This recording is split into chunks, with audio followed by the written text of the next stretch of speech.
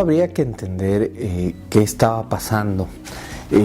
Unos años antes de que se adopte la decisión de dolarizar, con la relación de las personas o la relación en el día a día, la cotidianidad, con el tipo de cambio. Cuando tú armabas la parrilla de un noticiero, la primera plana de un diario, noticiero en televisión o en radio, y la primera plana de un diario, siempre o casi siempre la primera noticia tenía que ver con el tipo de cambio. Al punto que, por ejemplo, los principales tabloides, El Comercio, El Diario Hoy, El Universo, El Expreso, tenían secciones fijas donde tú ibas directamente al físico, al papel, a consultar el tipo de cambio previsto para el día. Cualquier anuncio de devaluación por parte de la Junta Monetaria, que era el ente de la política cambiaria de ese entonces en el país, era o generaba muchísima expectativa desde el punto de vista de los periodistas. ¿Y por qué tenía esa trascendencia esta información? Porque Ecuador convivía ya con el dólar años antes. Varios periodistas que cubríamos el área nos rompíamos todos los días la cabeza para explicar los grandes problemas macroeconómicos con ejemplos de microeconomía, y la mejor forma, o quizás donde más éxito se tuvo, era al explicar el tema cambiario. ¿Ya? Cuando tú le contabas a la historia a las personas de que por qué una moneda dura como el dólar tenía tantas variaciones en un mercado como el ecuatoriano, los ejemplos eran la mejor forma de hacerlo. Entonces tú tenías una población que incluso había desarrollado una cultura en torno al dólar. Por ejemplo, la gente sabía que en la calle Amazonas y Robles se establecían los principales cambistas callejeros. Entonces, cuando tú como periodista o como ciudadano de a pie querías conocer o tomarle un termómetro al tema cambiario, y no tenías una entrevista en la Junta Monetaria o en el Banco Central, acudías allá y ellos te daban una opinión no calificada, no certificada, pero te iban contando cuál era el desarrollo del mercado. En cuanto ya les he contado la relación que existía entre la población y el dólar, era una relación bastante común, y el dólar también generaba una suerte de estatus. ¿Por qué? Años antes, no en el 99, años antes, a mediados de la década de los 90, hay quienes consideran que después de la guerra, Ecuador empieza un proceso migratorio que alimentaba la economía cada vez más con remesas de migrantes, y esas remesas llegaban en moneda extranjera, sobre todo dólares.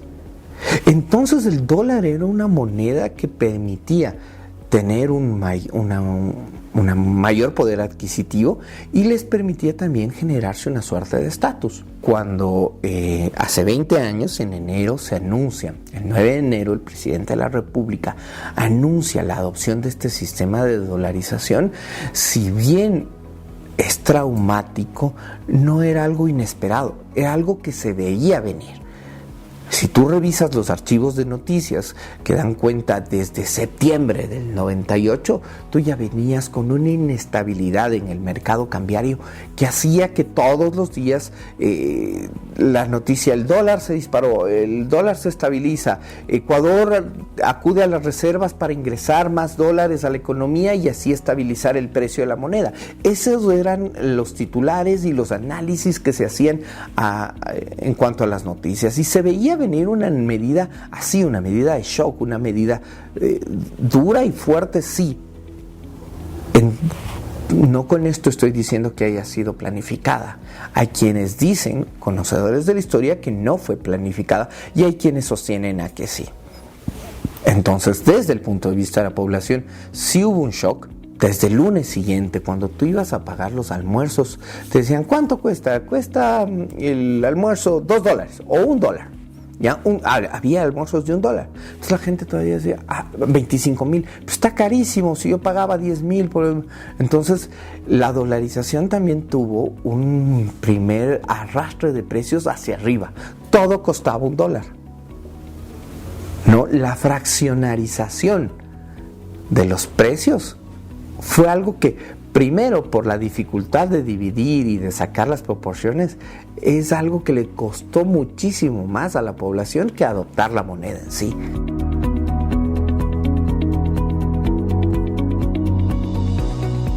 Como decía, había un contexto, una relación en la que la moneda fuerte sí te daba una suerte de confianza. Sin embargo, la cultura ecuatoriana tiende mucho a la nostalgia, a la añoranza y a siempre tener algo de escepticismo frente al cambio. Obviamente, habían editoriales y análisis críticos frente a lo que podría pasar y lo que podría venir. Y el principal era precisamente lo que les relataba antes, que era estirar los precios hacia arriba, que todo en la economía cueste $1. Entonces eso generó muchísima desconfianza y también se revela en que los depósitos a partir de la dolarización empezaron, mientras se ganaba capacidad de ahorro, empezaban a crecer los depósitos que se habían visto afectados por la crisis previa del 1999. Entonces, sí hay un retorno de las personas y claro, retornan al sistema financiero y se topan con que las tasas que les iban a pagar por sus depósitos eran muchísimo menores de las que te pagaban en sucres, y eso también hubo conflictos y había que generar ejercicios para explicarles por qué una tasa anual en dólares era de 6%, mientras en sucres te llegaron a pagar hasta el 40-48%.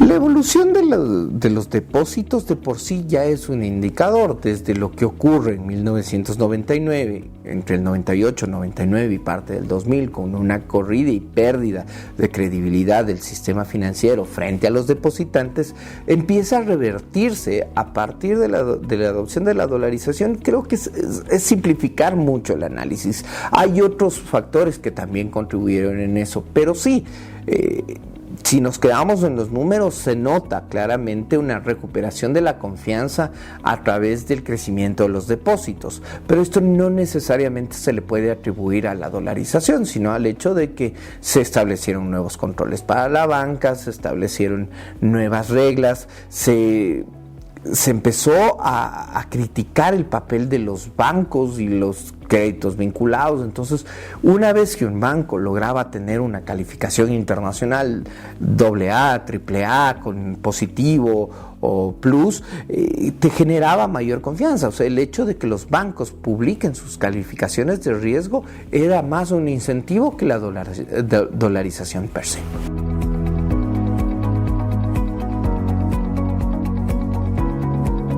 Los análisis económicos para los analistas económicos. En el caso desde el periodismo, ¿qué es lo que vimos? Tuvimos una población que tuvo varios saltos culturales.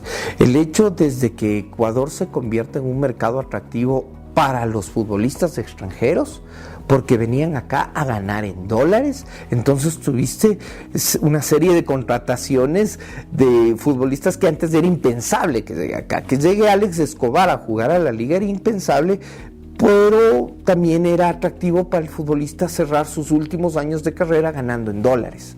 Y así con otras figuras del fútbol internacional que podemos citar. Nunca vino a jugar lo que hoy sería Messi o lo que sería Cristiano Ronaldo, pero incluso hasta ahí se vio una influencia de la dolarización. El ecuatoriano empezó a viajar más. Antes, cuando tú viajabas, era un trámite comprar dólares, siempre salías perdiendo o perdías tiempo en buscar la mejor tarifa para comprar dólares en el mercado cambiario informal que funcionaba en las calles o en las distintas casas de cambio. Al viajar ya directamente con una moneda fuerte, te volviste en un tipo súper atractivo para otras economías. Tú viajabas a Argentina y regresabas realmente emocionado de lo que pudiste haber comprado. O sea, tú decías, pago $8 y como en Puerto Madero, en Buenos Aires, con un sitio súper exclusivo, y como todo lo que quiera. O pago una botella de whisky caro en el exterior y me resulta realmente cómodo. La clase media ecuatoriana empezó a experimentar otro tipo de servicios, y por eso también se puede explicar, por ejemplo, la masificación de los servicios celulares o los servicios de internet en el Ecuador.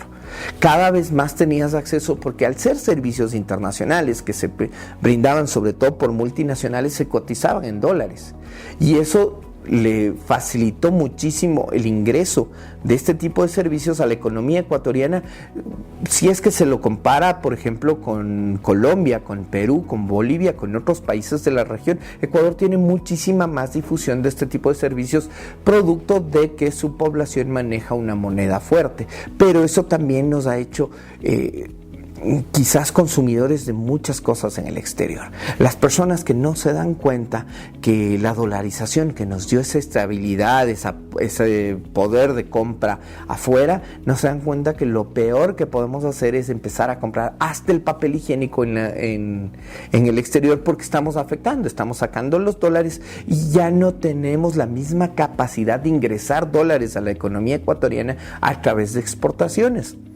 Entonces, ese es el gran debate en el que se abrió, y creo que es lo que nos falta entender como cultura económica, de por qué proteger la dolarización es tan importante a través de preferir consumir cosas nuestras y de mejorar, obviamente, la calidad de esos productos en la economía ecuatoriana.